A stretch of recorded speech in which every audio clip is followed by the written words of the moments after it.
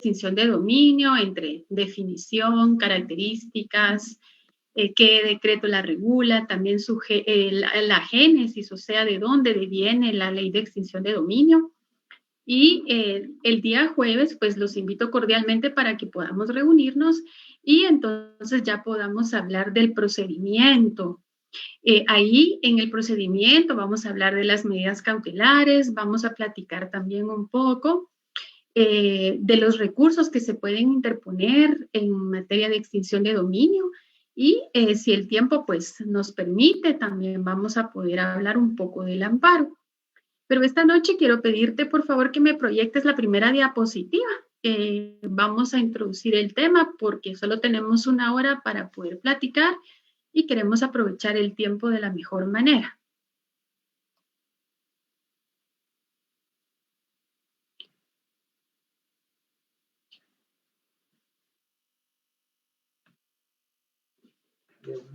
Espero que salga también.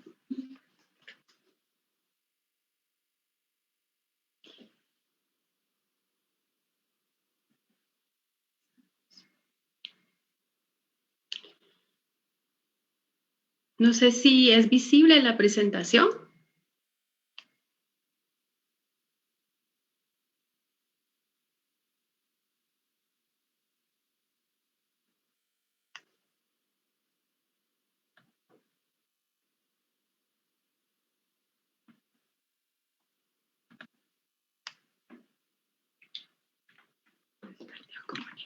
Aquí ya está visible la presentación.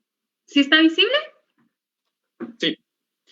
¿Me puedes transferir a la siguiente diapositiva, por favor? Bueno, es lo que les comentaba, hablar sobre los aspectos generales de la ley de extinción de dominio.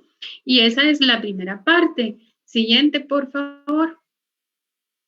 Bueno, es importante que podamos determinar qué es una acción de extinción de dominio, ¿verdad? Tenemos que partir de la definición y para eso pues podemos fundamentarnos en lo que al respecto regula el artículo 2 de la ley de extinción de dominio. Y la ley esta es una definición que tuvimos a bien nosotros complementar y la vamos a reforzar con lo que establece el artículo 2, literal D, de la ley de la materia. La acción de extinción de dominio es un proceso. Eso quiero que les quede muy claro. La ley de la extinción de dominio es un proceso que tiene como finalidad identificar, localizar, recuperar, repatriar los bienes y la extinción de los derechos relativos al dominio de las personas, así como de las ganancias, frutos, procedimientos o permutas de origen o procedencia ilícita o delictiva. Esta pérdida de los bienes es a favor del Estado. Los bienes, como ustedes ya tienen conocimiento en su curso de Derecho Civil, pues tenemos bienes muebles y bienes inmuebles. La extinción de dominio abarca ambos bienes, tanto los muebles como los inmuebles. En la ley, en el artículo número 2, ustedes pueden verificar en la literal D que habla que la extinción de dominio es la pérdida a favor del Estado de cualquier derecho sobre los bienes a mencionar en la literal B del presente artículo y que se encuentran dentro de las causales estipuladas dentro de la presente ley, cualquiera que sea su naturaleza y clase, sin contraprestación ni compensación de naturaleza alguna para su titular o cualquier persona que ostente o se comporte como tal. Me permití citarles este artículo y esta literal en concreto en virtud que, si ustedes se dan cuenta, dice la ley que se encuentren dentro de las causales estipuladas dentro de la presente ley, cualquiera que sea su naturaleza y clase. O sea, estamos hablando también de vehículos, dinero, joyas, estamos hablando también de televisores, estamos hablando también de menaje de casa, siempre que para el Estado esto represente un valor cuantitativo significativo. Porque cuando veamos nosotros el día jueves, en la fase del procedimiento, se van a dar cuenta ustedes que como esta es una disciplina nueva, muchas veces incautaban, pues, hacían un allanamiento, por ejemplo, secuestraban todo lo que había en una residencia hasta la escoba. Entonces, ese bien mueble como es la escoba, no aporta ningún beneficio económico para el Estado de Guatemala. Imagínense que había que hacerle un justiprecio, después darle ese valor y solamente pagar un valuador, ¿cuánto significa para el Estado de Guatemala? Y cuánto cuesta, cuánto es el precio real de una escoba. Entonces, estas son cuestiones ya de práctica que primeramente Dios vamos a poder platicar el día jueves, pero les dejo esto en el ambiente para que ustedes puedan darse cuenta cómo es de amplia la aplicación de esta ley. Podemos pasar a la siguiente diapositiva, por favor. Bueno, la ley de extinción de dominio está contemplada en el decreto 55/2010 del Congreso de la República. Y aquí, con mucho respeto, quisimos plasmar esta información que creo que es bien importante que nosotros sepamos, porque a veces la desinformación que tenemos sobre esta ley es muy grande y nos genera estar haciendo comentarios totalmente aislados de lo que realmente sucede. Guatemala anteriormente era uno de los 10 primeros países a nivel mundial que no combatían al crimen organizado. Entonces, no obstante a que Guatemala había ratificado tratados y convenios internacionales para el combate contra el crimen organizado, no había un combate como tal. Entonces, la Convención contra la Delincuencia Organizada Transnacional, conocida como Convención de Palermo, este es el marco internacional que le da vida a la ley contra la delincuencia organizada. Entre paréntesis, ustedes podrán ver que citamos un principio rector del derecho internacional público, que es el principio de pacta sunt servanda. Este principio de pacta sunt servanda permite a que todo lo que se conviene, valga la redundancia, en un convenio o en un tratado internacional, es porque se va a cumplir de buena fe.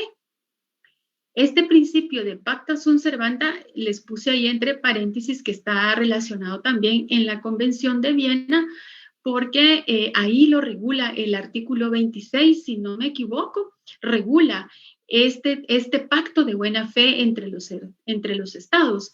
¿A qué me refiero con esto? La necesidad de crear la ley de extinción de dominio obedece a ese principio de buena fe. Si Guatemala ratifica un convenio y una convención, pues es porque se va a comprometer de buena fe, no está obligado, pero si lo ratifica, es porque se está comprometiendo de buena fe a crear todos aquellos mecanismos para combatir al crimen organizado, a la delincuencia organizada. Entonces, por eso es que se crea la ley de extinción de dominio en Guatemala. Y es importante también mencionar el marco constitucional en donde está regulada la ley de la materia. Y en el artículo 41 de la Constitución Política de Guatemala está regulado el derecho a la protección de la propiedad. Sin embargo, este derecho no es absoluto. Se puede perder este derecho a la propiedad. Hay muchas formas de perder este derecho a la propiedad, pero en este momento nos vamos a centrar específicamente en relación a la extinción de dominio, porque más adelante vamos a ver nosotros un principio que se llama nulidad ab initio. Entonces, ¿qué quiere decir ese principio de nulidad ab initio concatenado con el artículo 41 de la Constitución Política de la República de Guatemala? El Estado de Guatemala no puede legitimar bajo ningún punto de vista el derecho a la propiedad de bienes que hayan sido adquiridos ilícitamente o que sean producto o que hayan sido utilizados para la comisión de hechos delictivos. Entonces, por ese motivo es que el derecho a la propiedad se encuentra limitado. De acuerdo a la ley de extinción de dominio, no es un derecho absoluto. Si ustedes ven el artículo 41 constitucional, dice, por causa de actividad o delito político, no puede limitarse el derecho de la propiedad. En forma alguna, se prohíbe la confiscación de bienes y la imposición de multas confiscatorias. Las multas en ningún caso podrán exceder del valor del impuesto omitido. Si se dan cuenta, la Constitución está preservando la propiedad, pero legítima, la que se ha adquirido lícitamente. Las propiedades que se han adquirido ilícitamente, el Estado de Guatemala no las puede legitimar, no les puede conceder ese derecho a la propiedad porque se consideran nulas desde el inicio, desde que nacen a la vida jurídica se consideran nulas. Por eso más adelante vamos a ver ese principio que se llama nulidad ab initio. Podemos pasar a la siguiente diapositiva, por favor.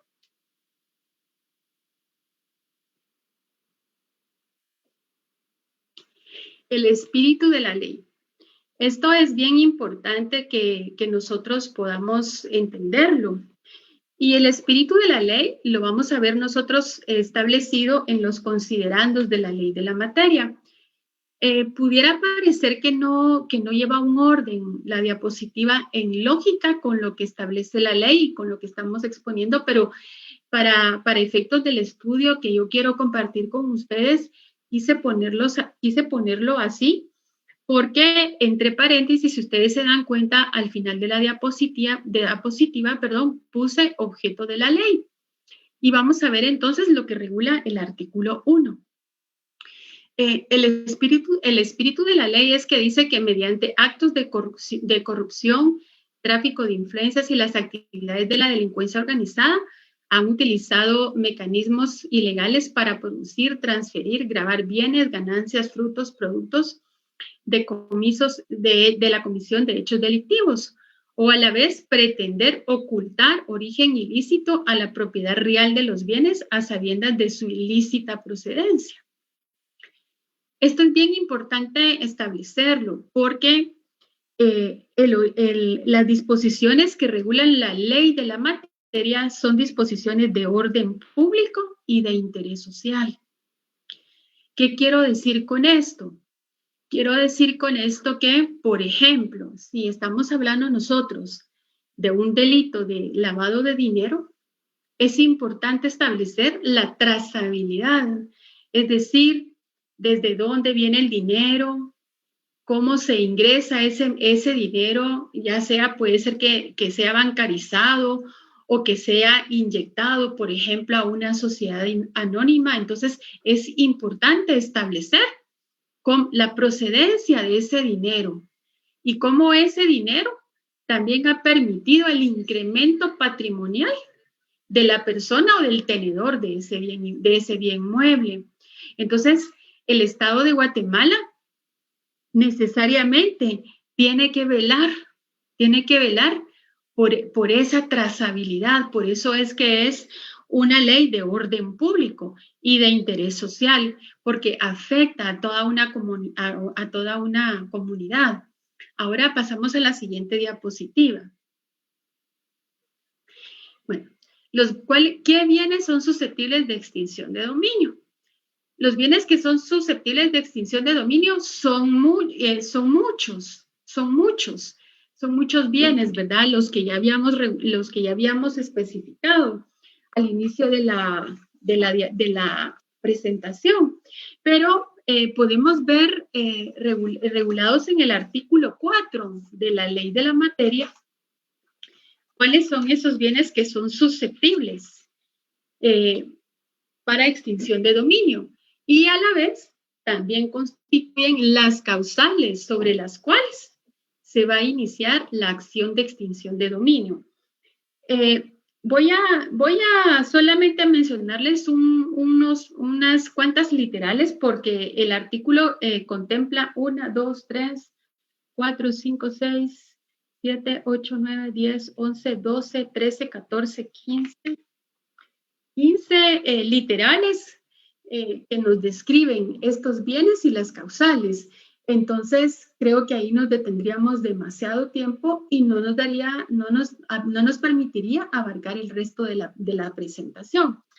Sin embargo, fíjense pues, la literal B del artículo 4 dice, cuando exista incremento patrimonial de toda persona individual o jurídica relacionada directa o indirectamente con una persona investigada o sometida a la acción de extinción de dominio en virtud de las actividades ilícitas o delictivas previstas en la presente ley y que exista información razonable que dicho incremento tiene origen o se deriva de actividades ilícitas o delictivas anteriores a la acción de extinción de dominio o a las personas que haya podido lucrar o beneficiarse de los bienes.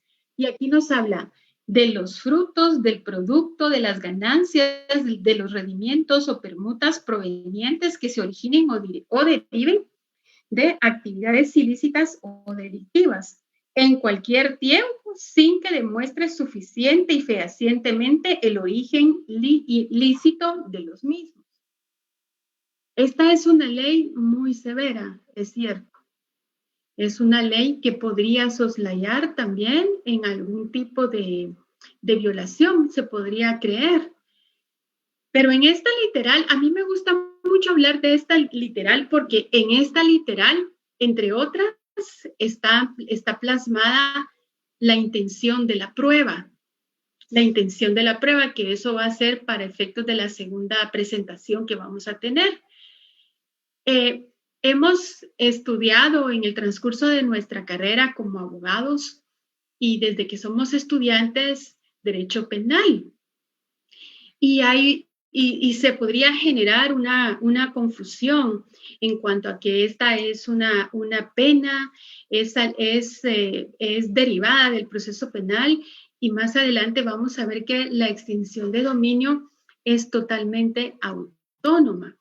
Y aquí nace una terminología bien importante que vamos a ir manejando y nos vamos a ir familiarizando, que es la carga dinámica de la prueba. ¿Qué quiere decir esto? Que aquí no hay presunción de inocencia, aquí no estamos hablando del principio de congruencia que conocemos en el proceso penal, ¿verdad? Que debe de haber congruencia entre la acusación y la sentencia. Aquí no. Aquí estamos hablando que quien es tenedor de los bienes está en la mejor posición de probar su licitud. Su licitud. ¿Por qué? Porque la presunción de que son bienes ilícitos es una presunción legal que está plasmada en la ley. Lo vamos a ver más adelante. También en la ley de extinción de dominio, en el artículo número 2, están regulados todos aquellos hechos delictivos que son susceptibles de extinción de dominio. Es un catálogo de delitos muy extensos que no vamos a mencionar uno por uno porque nos llevaría mucho tiempo y no es el objeto de la presentación. Por eso me permití citarles el artículo 2 de la Ley de Extinción de Dominio. Podemos pasar a la siguiente diapositiva. Bueno, aquí quiero detenerme moderadamente con cada una de quiero detenerme con la naturaleza de la acción de extinción de dominio. Y quise hacer un listado de esta naturaleza de la acción de extinción de dominio, porque entendiendo esto, nosotros vamos a poder entender el proceso completo de la acción de extinción de dominio. Primero quiero decirles que no es una pena ni accesoria ni principal, es un proceso como tal. ¿Por qué les puse en primer lugar como que no es una pena ni accesoria ni principal? Lo es porque recordémonos que en el proceso penal existe una pena accesoria que es el comiso. Pero ¿Qué sucede con el comiso? Por ejemplo, ¿verdad? ¿Qué sucedía anteriormente? Y no es que sea ilegal lo que sucedía anteriormente, lo que pasa es que esta ley no existía. Pero, por ejemplo, cuando se daba la tramitación de un proceso penal y una persona salía condenada y había sido el robo de un vehículo, por ejemplo, ¿verdad? Pongamos que haya sido un carro alemán, un Mercedes-Benz, digamos que fue 2015. Roban ese vehículo, pero cuando se da todo el trámite del proceso penal, secuestran ese vehículo. Ese vehículo también lo utilizaron para trasegar droga, lo utilizaron para cometer un sinfín de hechos delictivos. Pero ¿qué pasaba en la sentencia, por ejemplo? Si la sentencia no expresaba que se decomisaba ese vehículo a favor del Estado, si la sentencia no lo expresaba, sencillamente quien tenía el derecho de pedir que se recuperara ese vehículo, lo podía hacer. Con la extinción de dominio no es así. Inclusive, puede haberse dictado una sentencia absolutoria, que eso es totalmente independiente a la extinción de dominio. Si concurren los presupuestos establecidos en el artículo 1 y 2 y 4 de la Ley de Extinción de Dominio, la acción de extinción de dominio va a ir, aunque haya una sentencia de carácter absolutorio. No tiene nada que ver un proceso penal con la Ley de Extinción de Dominio. ¿Qué quiero decir con esto? No está supeditada la resulta de un proceso penal para la aplicación de la Ley de Extinción de Dominio.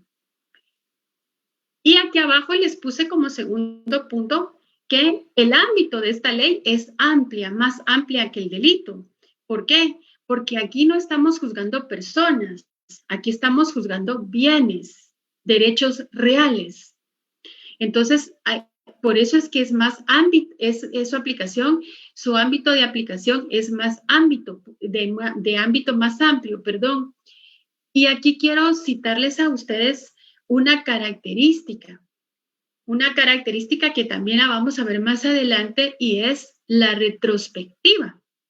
La retrospectiva, porque allá en el proceso penal la responsabilidad es personal. Aquí en la Ley de Extinción de Dominio, la acción es retrospectiva, o sea, puede ir de hoy para atrás.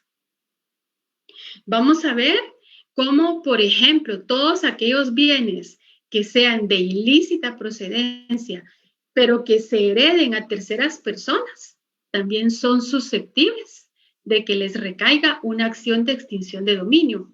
Por esto, porque su ámbito de aplicación es muy amplio, más allá que el delito.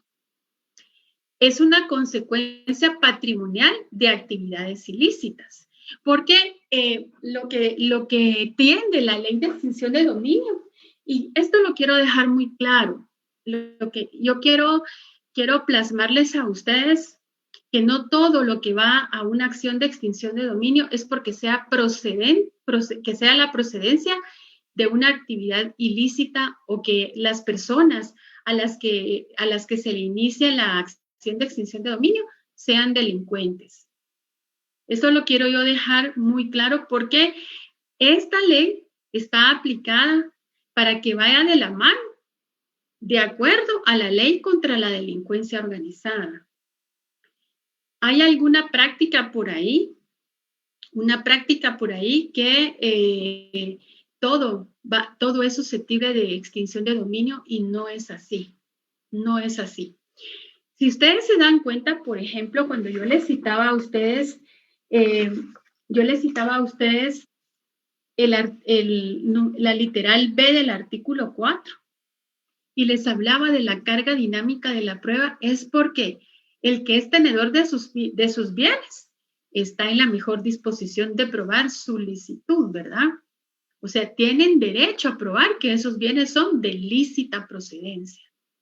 Tienen el derecho de probar que su patrimonio ha sido incrementado por el transcurso del tiempo a través de un trabajo, a través de una herencia, a través de la inyección de capital lícito, si se tratara, de una sociedad anónima.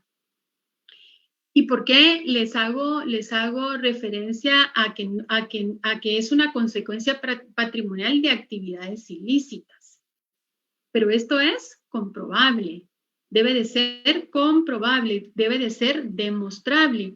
Y aquí juega otra vez esta Convención de Palermo, juega otra vez porque fíjense que en el artículo 5 de la Convención de Palermo, en el numeral 2, habla de esa intención, ¿verdad? O sea, de que hayan hechos que sean fácticos, que sean demostrables. Así dice la Convención. Entonces, debe de existir esa seguridad de que son producto de una actividad patrimonial ilícita. Lo dejo bien claro. Es jurisdiccional. ¿Por qué es jurisdiccional? Porque no lo va a conocer la acción de extinción de dominio, no la conoce un juez penal, no la conoce un juez civil, no la conoce tampoco un juez laboral. La acción de extinción de dominio la conoce un juez de la materia. Hay un juzgado establecido que conoce sobre las peticiones de medidas cautelares, que conoce con relación a la acción propiamente de extinción de dominio. Tiene una sala jurisdiccional que va a conocer del recurso de apelación, que es el único recurso que cabe en materia de extinción de dominio. Aquí no cabe reposición, aquí no cabe tampoco actividad procesal defectuosa, limita mucho el marco de acción en el campo de la defensa, porque no existen esos recursos ni remedios procesales para poder atacar la inconformidad. El único recurso que se puede hacer valer es el recurso de apelación por los dos motivos, ¿verdad? Puede ser por una errónea aplicación de la ley o por una indebida interpretación de la misma. Y les hago este énfasis en el ámbito jurisdiccional, porque si se dan cuenta son dos motivos distintos. Por lo tanto, necesitan una alegación distinta. No podemos mezclar ni confundir ambos motivos. Tiene que ser un alegato. Si queremos plantear, un recurso de apelación por un motivo, en el mismo recurso podemos argumentar por el otro motivo, pero deben de estar los dos ampliamente definidos e individualizados. Es pública, eso ya lo habíamos mencionado en el artículo 1. Es de carácter público. ¿Por qué? Porque fíjense que aquí, primero, quien se encarga de la investigación en materia de extinción de dominio es el Ministerio Público. Tiene su fiscalía especializada para conocer de esa investigación. O sea, actúan los órganos del Estado, el Ministerio Público como un auxiliar de la Administración de Justicia y el organismo judicial como un poder del Estado encargado para impartir justicia de acuerdo al artículo 203 de la Constitución Política de la República de Guatemala. Es una acción directa. Es una acción directa, en primer lugar, porque va encaminada específicamente a aquellos bienes de los que la ley ya dice que hay una presunción que son de ilícita procedencia. Los tiene localizados, los tiene individualizados, ya hizo una investigación preliminar. Aquí estamos hablando dentro del marco de la objetividad, por supuesto, ¿verdad? Entonces es una acción directa, va encaminada a aquello que persigue la ley, no a establecer quién es el poseedor de esos bienes, quién es el dueño de esos bienes, sino aquel bien es de ilícita procedencia, entonces se va a iniciar esa acción de forma directa contra aquel bien. tiene que estar debidamente individualizado, localizado, establecido que es de ilícita procedencia. Es una acción autónoma también, porque como ya les decía, ¿verdad? Al inicio de esta diapositiva, no depende del proceso penal, tampoco depende del proceso civil. Tiene su propia ley, sus propios recursos, su propio juez, su propia sala de apelaciones que conoce lo relativo a acción de extinción de dominio.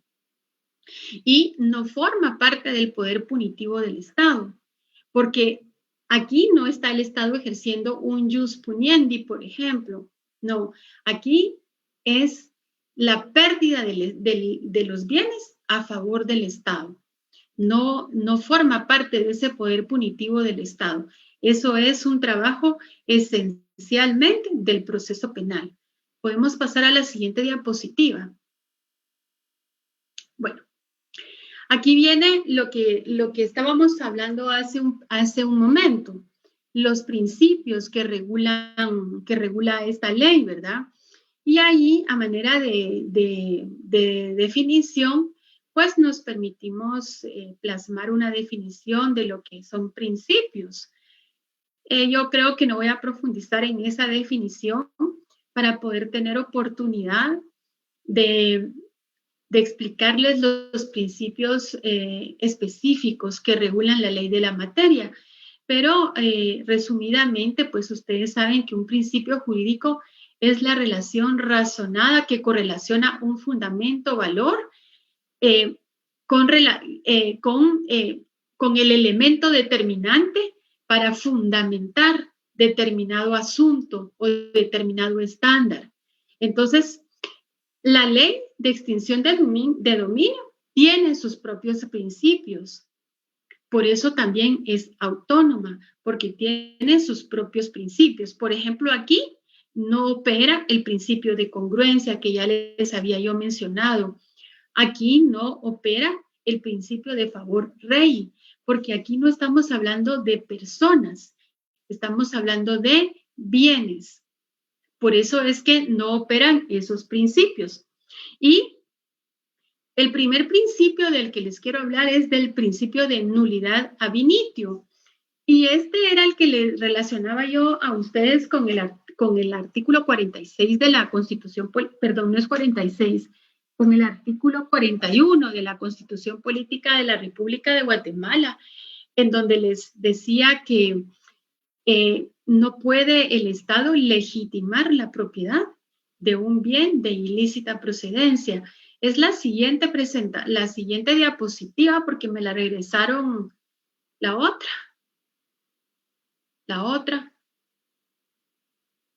Falta.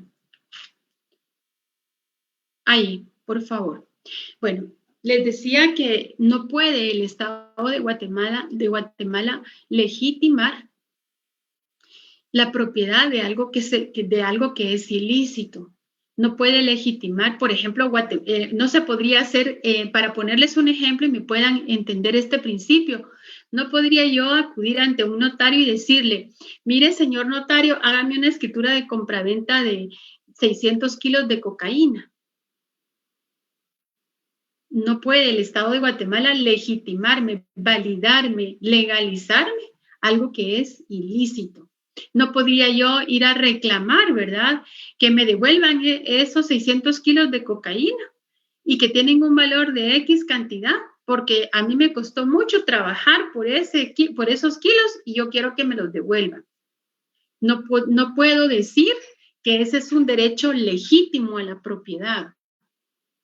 El Estado de Guatemala no me lo va a legitimar. Por eso, la nulidad ab initio es que desde el inicio se presume que existe esa ilicitud en la compra o en la adquisición o en la transferencia de bienes muebles e inmuebles y por eso es que no me pueden legitimar como válido, como legal, ese derecho a la propiedad. Esa es la nulidad ab initio. Esto tiene su fundamento legal porque esto no lo hemos sacado de la manga. Me gustaría, por favor, que También les puedo indicar que se me olvidaba decirles que lo que hablábamos de la naturaleza de la acción de extinción de dominio y sus características están reguladas, algunas en el artículo 5 de la ley de la materia. Bueno, en el artículo 3 de la ley de extinción de dominio, justamente vemos regulados estos principios. Y dice el literal A del artículo 3.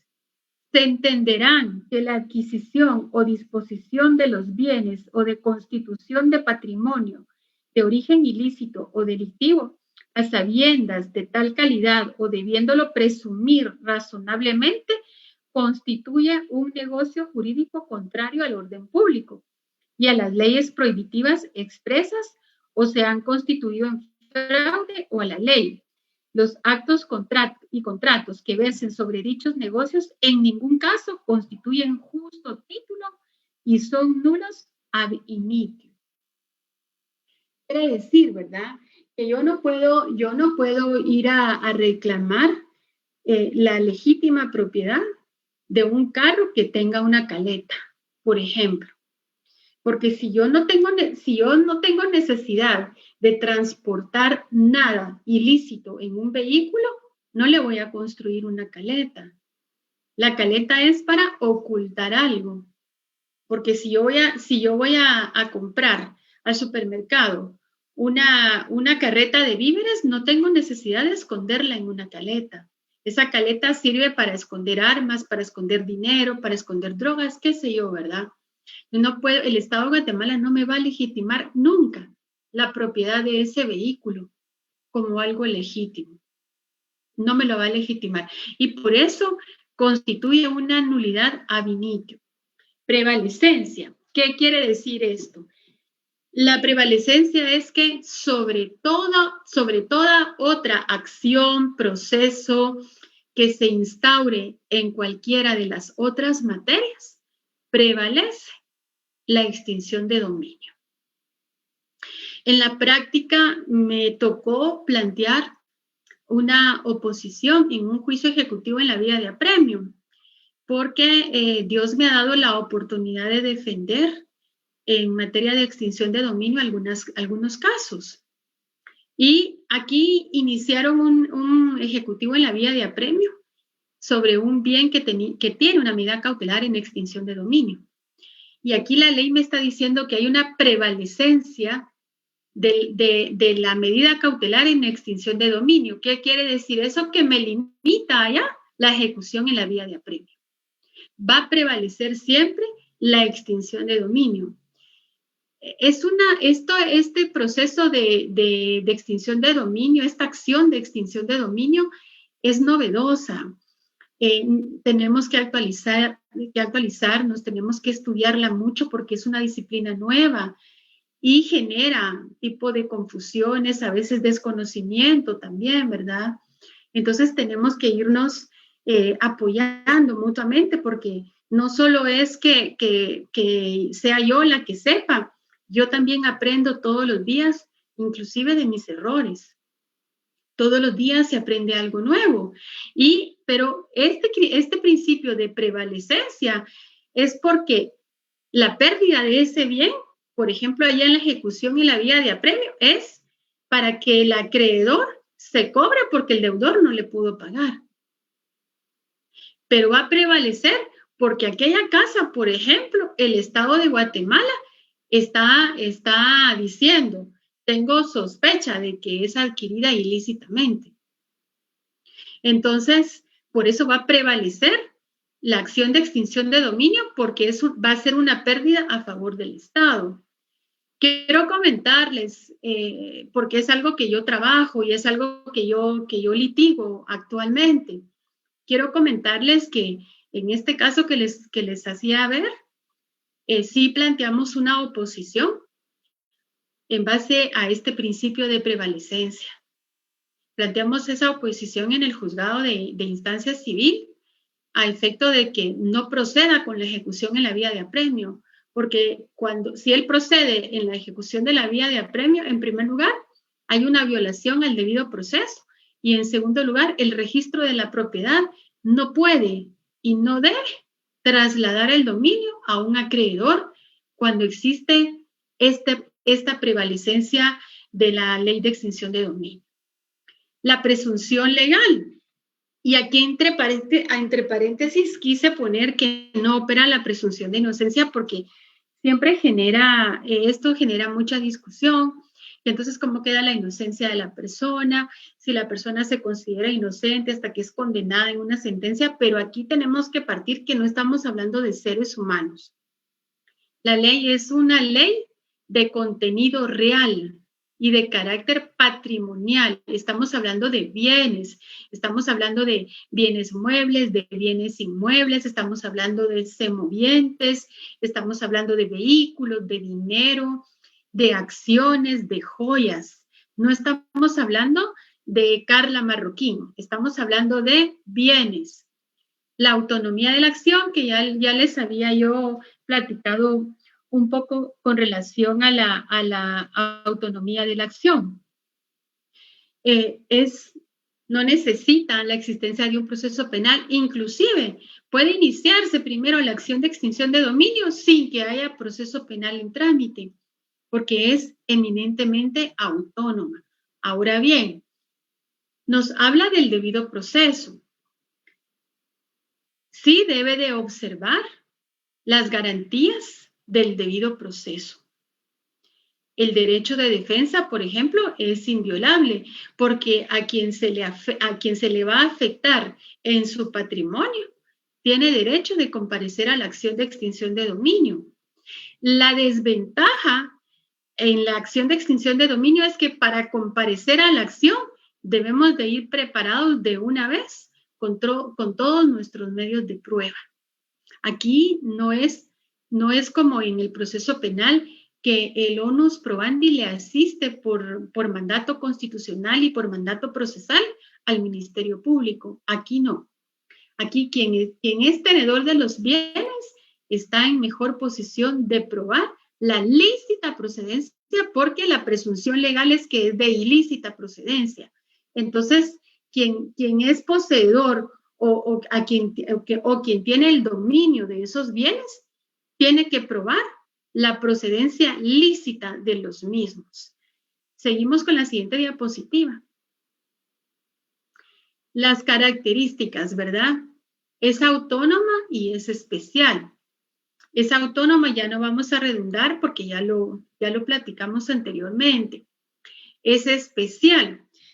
En esta especialidad, a mí me gusta mucho siempre hacer referencia a que, por ejemplo, en la teoría general del proceso, a nosotros nos enseñaron en nuestra facultad de Derecho que existen las excepciones para oponernos, para atacar el fondo o la forma, dependiendo qué clase de excepción es la que nosotros vamos a plantear, ¿verdad? Hay unas que son excepciones previas y otras que son excepciones perentorias.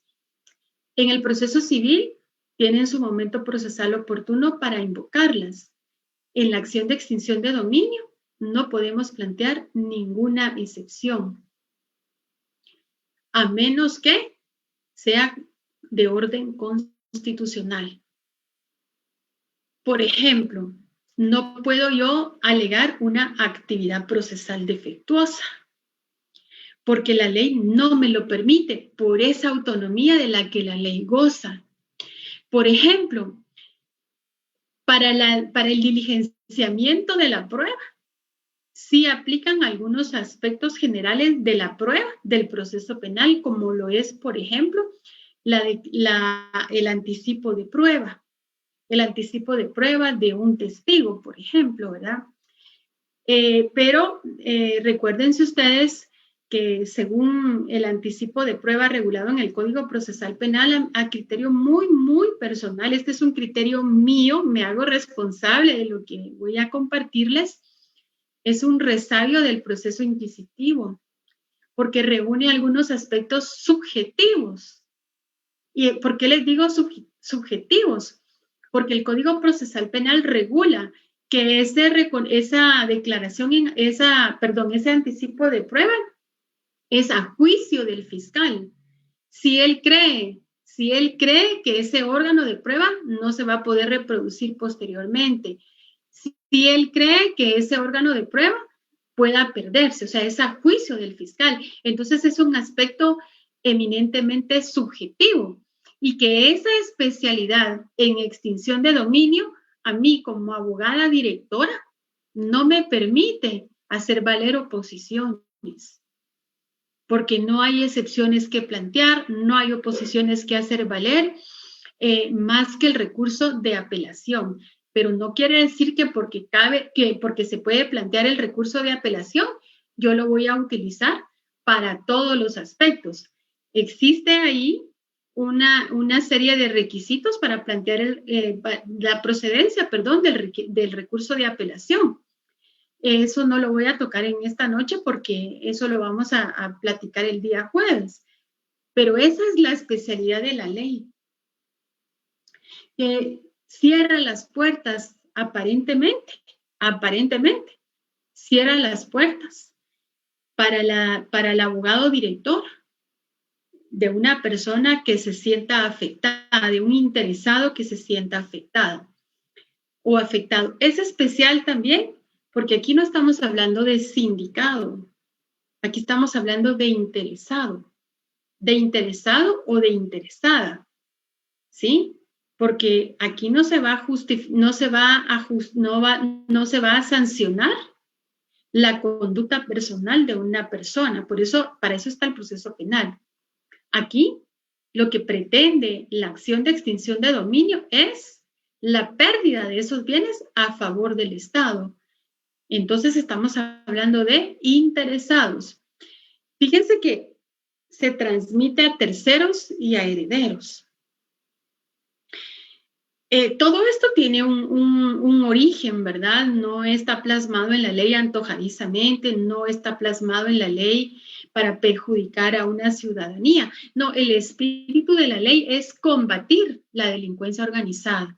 Lamentablemente, en la práctica, sí se da la vulneración de muchos derechos a favor de personas interesadas que sí han adquirido sus bienes de forma legítima, pero que los han involucrado en algunos procesos penales y ya por eso tienen que iniciarle la acción de extinción de dominio, como si fuera un castigo. Y el espíritu de la ley no es ese. Se transmite a terceros y a herederos. ¿Por qué? Porque lo que sucedía con las grandes mafias era que escondían la tenencia de sus bienes en favor de terceras personas, en favor de la mamá, como los bienes de los niños, ¿verdad? De los menores de edad, no podemos disponer de ellos, a menos que haya una necesidad y una utilidad. Esas son diligencias voluntarias que están plasmadas en el Código Civil, o bien la disposición de bienes de menores, que es un trámite notarial. Pero anteriormente las mafias utilizaban el esconder los bienes en terceras personas o en sus herederos, y principalmente en los menores de edad, por esto, porque los bienes de menores son intocables, no se pueden utilizar, yo no los puedo grabar, no los puedo enajenar, no puedo disponer de ellos a menos que yo le demuestre a un juez de primera instancia de familia esa utilidad y esa necesidad. Es extraterritorial. ¿Por qué? Porque trasciende las fronteras. Hay un artículo por ahí del que vamos a hablar en la conferencia que viene el día jueves. Es extraterritorial porque se extiende más allá de las fronteras de Guatemala y los estados tienen la obligación de esa cooperación internacional, de establecer la existencia de bienes, bienes muebles o inmuebles, producto de hechos ilícitos en el extranjero. Por ejemplo, pueden establecer la existencia de apartamentos, de yates, de helicópteros, de dinero. Y vamos a ver más adelante cómo es que se inicia la acción y cómo es que la pérdida de esos bienes le toca un valor equivalente a cada país. Eso lo vamos a ver, si nos permite el tiempo, el día jueves. Es jurisdiccional, ya platicamos de que es un juez específico que conoce de la materia. Es real y de contenido patrimonial. Ya lo explicamos ampliamente, no va contra personas, va contra bienes muebles o inmuebles. Por eso es que se llama de contenido patrimonial. Y no es una sanción penal, no es una pena accesoria. Eso sí quiero que les quede muy claro. No es una pena accesoria ni es consecuencia del proceso penal. Es independiente, es autónoma. Por eso se puede iniciar inclusive sin que haya una investigación criminal. Por eso la acción de extinción de dominio, la investigación puede iniciar y las personas ni siquiera se dan cuenta que están investigando sus bienes. Se van a percatar que existe esta investigación cuando se decrete la medida cautelar o bien cuando se inicie de una vez la acción de extinción de dominio. En la siguiente, por favor. Los efectos de la extinción de dominio, pues, está más que claro, ¿verdad? Que es la pérdida de los bienes extinguidos a favor del Estado. La siguiente, por favor. Bueno, básicamente estos son los aspectos generales que yo quería compartir con ustedes. Tenemos 10 minutos de espacio de preguntas por si tienen alguna duda, por si quieren hacer alguna aclaración. Esta es una oportunidad que tenemos tanto ustedes como yo para aprender también y ustedes por consiguiente para empaparse del tema, para que les interese, porque es una disciplina muy bonita, muy apasionada, que merece mucho tiempo de estudio, de dedicación. Y como decía por ahí un maestro, ¿verdad? El abogado que no estudia cada día es menos abogado. Muchas gracias y buenas noches. Buenas noches, licenciada. Gracias. Le voy a dar una conclusión. Y es que muchas gracias por transmitirnos sus conocimientos. Gracias por su aporte en un tema tan importante y tan interesante. Además, cabe resaltar que el tema de extinción de dominio es un ámbito que casi no se aborda en el pénsul estudiantil. Además de ser un área que pocos profesionales abordan en el ejercicio de la profesión, es importante resaltar que la naturaleza real o patrimonial y no personal de la extinción de dominio, teniendo claro que la finalidad es la legalidad con la que fue adquirido un bien. Es decir, que cuando no hay un justo título, es importante tener en cuenta que la figura en materia internacional está establecida en el protocolo del Palermo, sí. Asimismo, distintos procesos que se pueden aplicar en el desarrollo del mismo. Además, es importante recalcar que la carga dinámica en la prueba es la presunción de la buena fe, la autonomía de la figura, pues no es necesario suficientemente con no poder demostrar la procedencia ilícita de los bienes. Además, las instituciones que la ley indica en la participación del proceso, el Ministerio Público, la Procuraduría General de la Nación, el organismo judicial, abogados defensores y la CENAVED. Además, es importante tomar en consideración y tener en claro que porque no el proceso de extinción de dominio no violenta la presunción de inocencia. Así es. Ahora vamos a dar espacio a las preguntas. Pregunta Alejandra González. Sí. ¿Cómo considera usted el proceso de la extinción de dominio de materia penal o administrativa? No es ni penal ni administrativa. Ya explicamos que la acción de extinción de dominio es eminentemente autónoma, no está configurada ni dentro del proceso penal ni administrativa, es eminentemente autónoma. También pregunta Isaac García, en cuanto a la prevalencia, ¿entonces no hay manera de recuperar el bien? Claro que sí, por eso les decía que el que está en mejor posición de probar la procedencia lícita de sus bienes es el tenedor de los mismos. Acreditar la propiedad de los mismos no es únicamente con el justo título, sino que también aquí lo importante es establecer la procedencia lícita de ese dinero con el que yo compré aquella causa. Entonces, para poder acreditar ese extremo, pues van a ver en mención o en función una serie de medios probatorios, un análisis financiero, un perfil financiero del poseedor o tenedor de los bienes. Por ejemplo, si estamos hablando de personas que tienen una vida laboral activa, pues probar, ¿verdad? Desde cuándo esa persona trabaja, cuánto ganó de un año al otro año, en ese año cuál fue su incremento patrimonial. La prueba básicamente en materia de extinción de dominio casi toda va a ser documental. Entonces, sí hay forma de cómo defender los bienes, pero es un trabajo muy minucioso. Y como les explicaba, quien está en mejor posición de probar la licitud de sus bienes es el tenedor de los mismos. Claro que sí hay cómo recuperar los bienes. También pregunta el compañero Luis Chávez si no se vulnera el derecho de defensa porque no se pueden interponer los distintos recursos, como en otras vías. No se vulnera el principio de defensa. No se vulnera el principio de defensa porque ya establecimos que la ley es autónoma. Además, la misma ley sí establece cuáles son los únicos recursos por los cuales se puede atacar determinadas resoluciones. Sí deja, sí, aquí, esta es una apreciación muy, muy personal. Sí limita el ejercicio de la defensa, sí limita un poco en relación al tema de las medidas cautelares. Porque el tema de las medidas cautelares es que se pueden decretar en cualquier momento y a perpetuidad. Eso quiere decir que no existe un plazo de finalización de esa medida cautelar.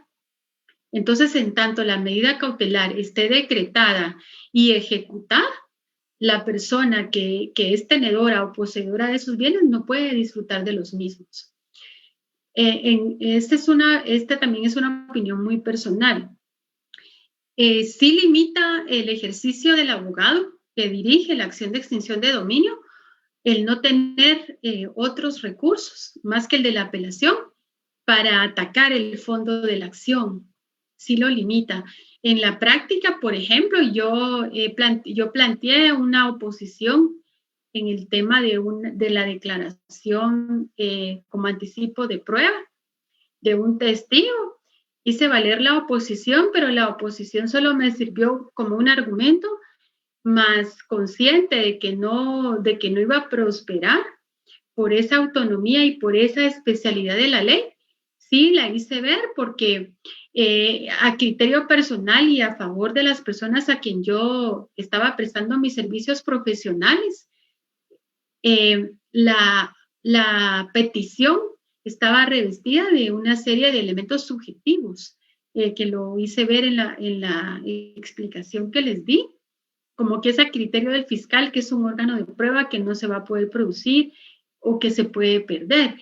Ese es un criterio muy subjetivo, un resabio del procedimiento inquisitivo, pero que como está vigente y es positivo, se aplica, no ha sido declarado inconstitucional. Muy bien, licenciada, esas fueron las únicas preguntas. Tuvimos también una muy buena audiencia. Tuvimos unos muy buenos comentarios por su exposición. Qué bueno. Y una considerable cantidad de personas en las páginas en las cuales se transmitió. Entonces, también hago la invitación para que el día de mañana va a estar el licenciado Miguel Ángel Calves, el juez de mayor riesgo, igual por la misma hora. Los invito a que sigan a las redes sociales de Lic Franklin Azurdia y de la facultad en línea. Entonces, con esto finalizamos. Muchas gracias por su tiempo. Gracias, buenas noches. Feliz noche.